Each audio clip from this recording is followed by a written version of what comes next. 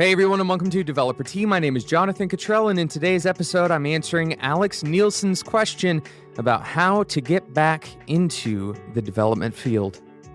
Alex wrote me an email at developertea@gmail.com. Of course, you can write me an email there. You can also contact me on the Spec Slack community, spec.fm/Slack. Alex chose to write me an email directly, and we're going to jump into that email in just a second. I'm excited about it because Alex is one of many people who listen to this podcast who are looking to get back into development. At some point, they were interested in it. Maybe they worked in the field and then they left the field for one reason or another, and they're looking to reintroduce themselves to the field. So I'm really excited to talk about this subject. First, I want to talk about some upcoming things that are happening with Developer Tea. Next month, we're going to have kind of a general focus on JavaScript. We don't like to talk about specific technology a ton on Developer Tea because so many ideas can be shared, and the actual technology you're using is really a tool, and so many other parts of your job are, I believe, more important for us to talk about on a day-to-day basis. But I do want to focus on JavaScript for the month of January. I think there's a lot of interesting stuff happening in the JavaScript community.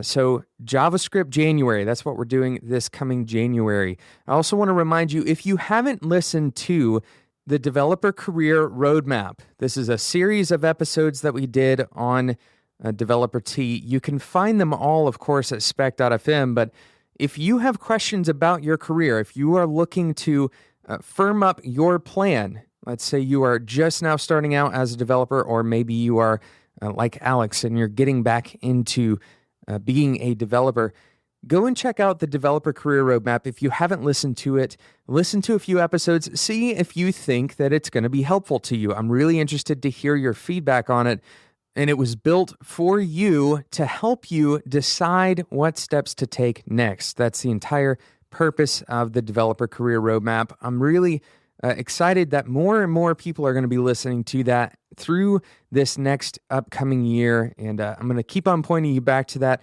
for questions about your career. Of course, you can also send me questions directly, and I'd love to discuss them on the show, like today's question from Alex. I'm going to go ahead and read Alex's email. Alex wrote in and said, "Jonathan, I have recently discovered Developer Tea and have been listening to a lot of episodes. Thank you. I'm really enjoying them." Of course, Alex, I'm very happy to do this. I don't currently have a job as a developer. I'm a 46-year-old stay-at-home dad. I'm homeschooling my two children, ages 5 and 7. But I do want to get back into tech, and my wife is actually a public school teacher, so we're going to have her come back home and homeschool our children. I was attending Rutgers University in the fall of '94 studying music, and I saw a posting for an independent study class on HTML for the World Wide Web. There was no formal web classes at this time, as the public internet was still very new. We had Unix accounts and wrote our HTML live using something like Emacs. I chose a project creating a site for the Drum and Bugle Corps I was a member of at the time, and I continued to maintain that website up through about 2007 when I retired from the group. I also worked as a web designer from 2001 through 2004. Now, all this time was spent mostly in HTML and some basic CSS. I did find, modify, and implement other people's Perl scripts and JavaScript, but I didn't write any of those myself. I got laid off in 2004, and because at the time I couldn't afford to not be working, I took the first job that came my way, and it was not a technology job. I've not worked in technology in development since, other than, of course, maintaining the Drum Corps website. I've experimented with WordPress a bit and just recently started my coding blog on WordPress. By recently, I mean I have one post. Now, I've known for a long time that not finding another web design job back in 2004 was a big mistake for me. So not too long ago, I decided to figure out what I need to do to get back into it. Over the past 6 months or so, I've been going through a lot of tutorials from Coursera, Code Academy, etc., and I've been working my way through Free Code Camp. Finally, on to my real question. Can I list any of that as experience on my resume? Or should I just list what I've been working on more recently? I'm afraid my employers will be wondering if I really care about technology. maybe asking, why did he take so long to come back to it? And I'm also worried about age discrimination. I know you've mentioned that building lots of small projects should be my main focus, but I can't decide if I should just leave that older stuff off of my resume altogether. Thanks in advance for your advice, Alex. Well, Alex, first of all, let me say congratulations on coming to a realization and then acting on it. This is a huge step for you to actually decide that you want to get back into tech and also to take that first couple of steps of learning. What this really shows is that you are aware that learning is kind of the fundamental basic foundation for what you need in this industry. So you are walking the right path by picking up learning and making it a priority in your life, of course, to get you back into development. Now, I want to address both of your main questions here. You have two really important questions that I want to talk about. The first one is whether or not you should include all of this experience that you have previous. And really, this is about 10 years of exposure to HTML and CSS on some level, right? That's really what we're talking about. The internet was very young, and of course, the practical nature of what you were doing with HTML and CSS in those days was very different than what it will be today. But all in all, we're still talking about some level of experience with similar technologies. So I want to talk about whether or not that is relevant to today. I'm sure you can kind of see which way I'm leaning on that. But then I want to talk about your question about age discrimination, or really, it's just a concern that you expressed. You're worried about age discrimination. And just a reminder for our listeners, Alex mentioned that he is 46 years old and that he is currently a stay-at-home dad. So we're gonna discuss both of these big questions in today's episode. Before we talk about these, I want to go ahead and talk about today's sponsor, Imagix. If you're not aware of what Imagix does, I think your mind is going to be blown. No matter what language you write in, you can integrate with Imagix in just a few minutes because they have a super simple URL-based API. This is probably one of the fastest integrations that you will ever have with any external service, and it's going to provide a ton of value. So here's what Imagix does. Take a minute and imagine any kind of image manipulation that you would want to do. Whether it's cropping that image or maybe adding some kind of filter or enhancing that image, all of these things, they take some kind of software, right? And if you've ever tried to install something like ImageMagick on your own server, you know it can be a pretty big pain. And this is what Imagix does for you. All you do is pass Imagix some URL parameters, and Imagix is going to take your photo and apply those filters, apply those changes, those cropping measurements. On demand, Imagix is going to apply all of that stuff to your image and then respond with the processed image. It's a genius idea. Not only is it a genius idea, but it works incredibly well for hundreds of very high-profile clients. They serve over 2 billion images a day. That's billion with a B. Go and check out what Imagix has to offer. Another thing that I used recently, I mentioned this on the last episode, but I think it's such a cool feature. Imagix also does face detection, and you can get that back in a JSON format. They do multiple formats for your images. Tons of incredible features. Go and check out what Imagix has to offer to you by going to spec.fm/Imagix. That's spelled IMGIX, Imagix. Thank you again to Imagix for sponsoring today's episode of Developer Tea. So we're talking about Alex's concerns, specifically regarding bringing up his old experience in early internet history back in the 90s and the early 2000s. Alex wrote HTML and he wrote CSS back before the internet was really a big deal, right? This is when the internet was still very young, and HTML and the CSS spec were still very young. And so Alex has asked this question of whether or not it's relevant for him to put this experience on his resume. The short answer, Alex, is absolutely this is relevant. And there's a lot of context that I want to provide around this. But let me start by saying, yes, absolutely put this on your resume.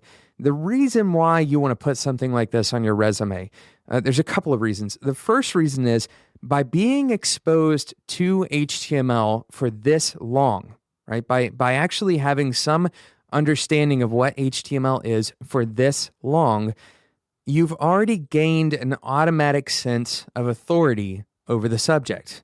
Now, this doesn't mean that you have some expert level credentials, right? That's not what we're saying here. And we're not saying that you're going to have to, lay out your entire portfolio of HTML, but simply by saying that you have been writing HTML or you wrote HTML in the very early days of the internet history, right? Of the internet's inception point is about when you were writing HTML from the perspective of your potential future employer, right? I'm going to play the employer.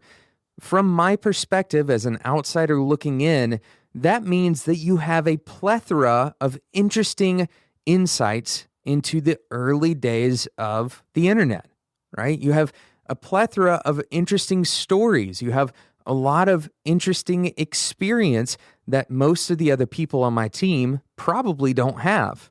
Now, here's the other thing.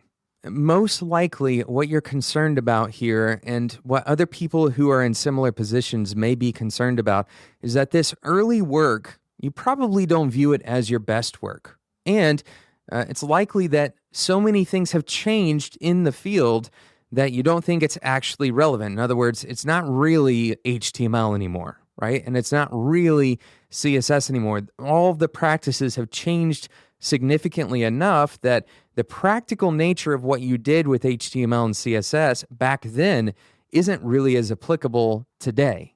But let me encourage you by saying this is going to be true each and every time technology changes significantly. And technology is going to continue changing, right? We're not seeing that slow down anytime soon.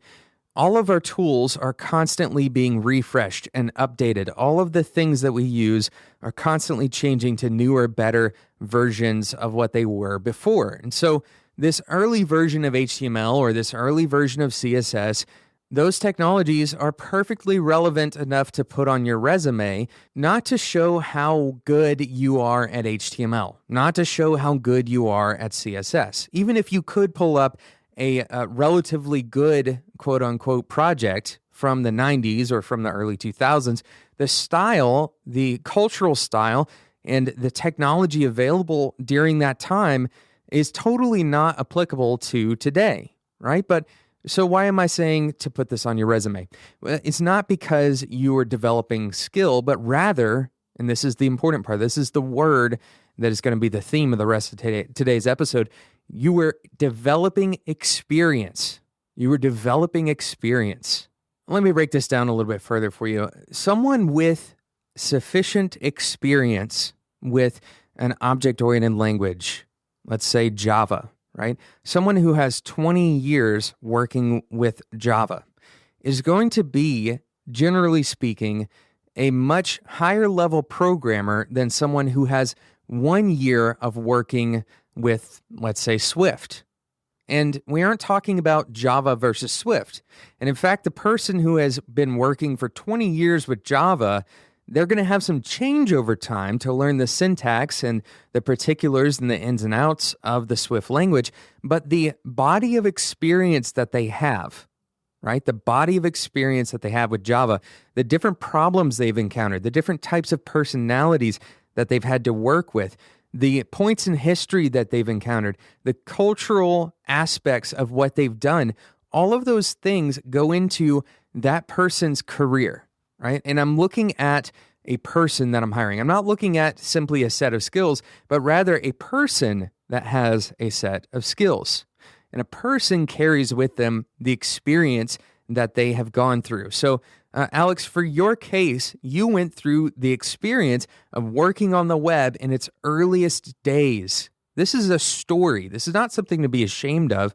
This is an interesting story, an interesting experiential thing that you can carry with you that you learned a lot from. So what you don't need to be doing is looking at all of this stuff that you did in the early days of the internet, right? No matter how irrelevant those sites may be to today's internet, no matter how different the world is, those experiences are still yours to carry. And I don't want you to discount the experiences. This is why it's important to also include things that are not related to tech. For example, the fact that you studied music. This is something that makes you who you are.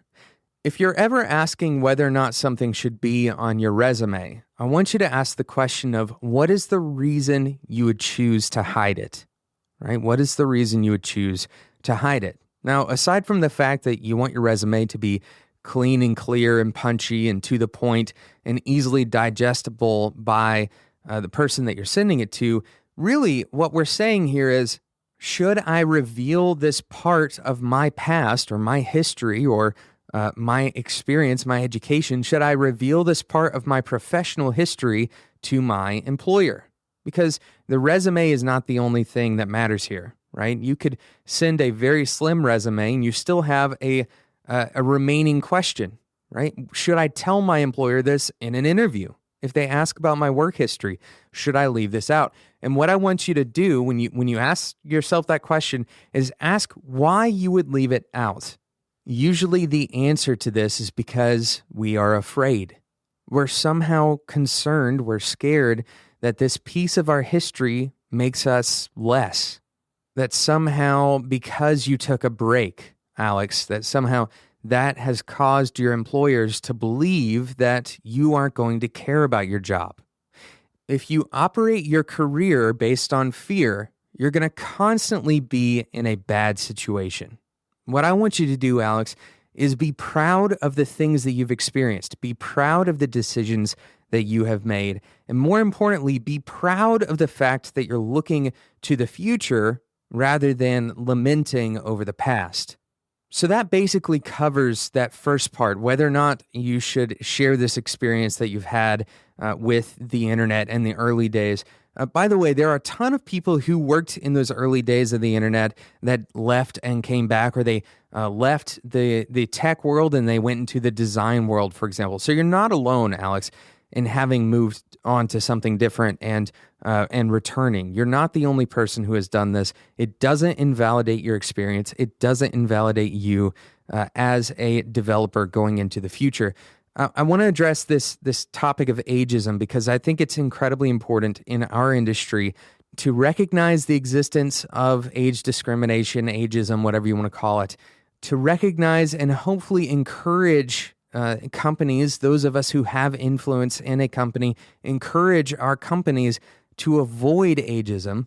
And secondly, Alex, I want to give you a tip or two about looking for a company, the type of company that isn't going to be likely to participate in ageism. Most of the time, these companies that are discriminating based on age are not doing so actively, right? They're not doing so because they have something against people of a particular age.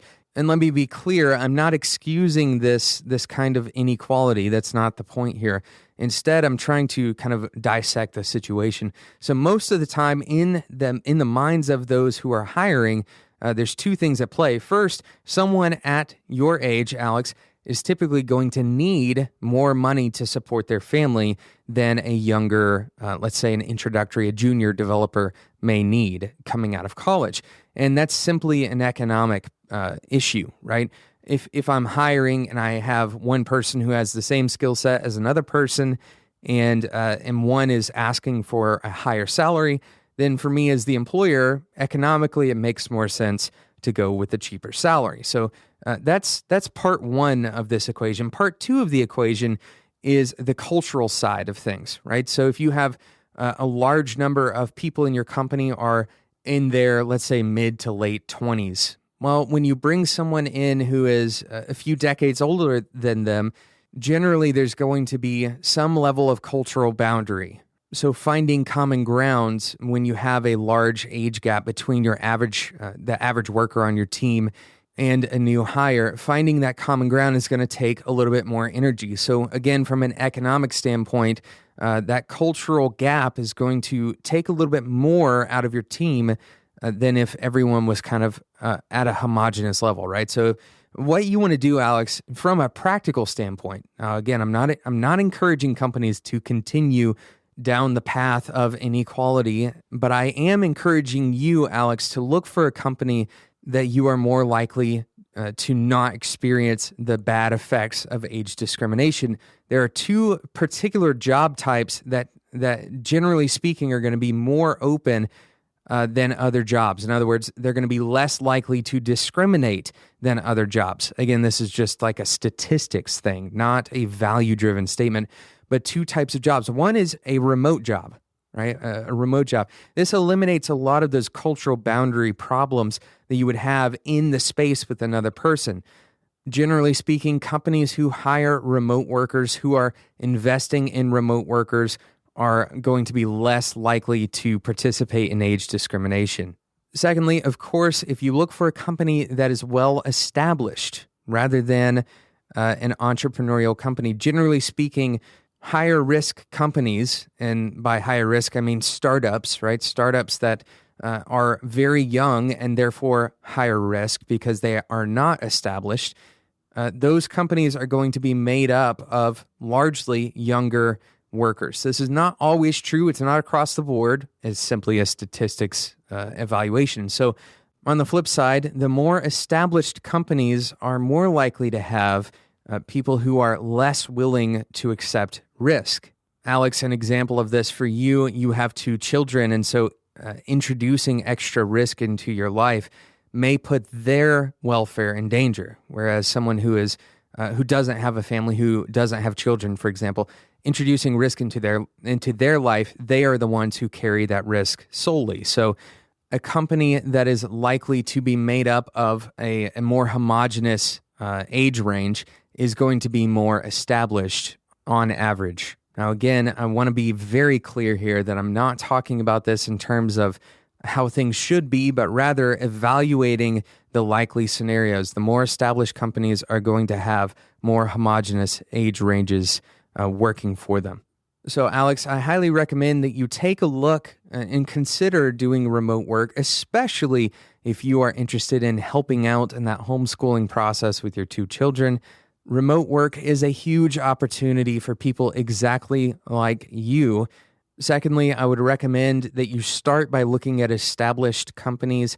They are also going to appreciate your long-running history, your earlier career experience.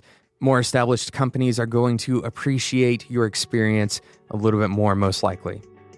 Thank you so much for listening to Developer Tea. Alex, thank you specifically for sending in a question.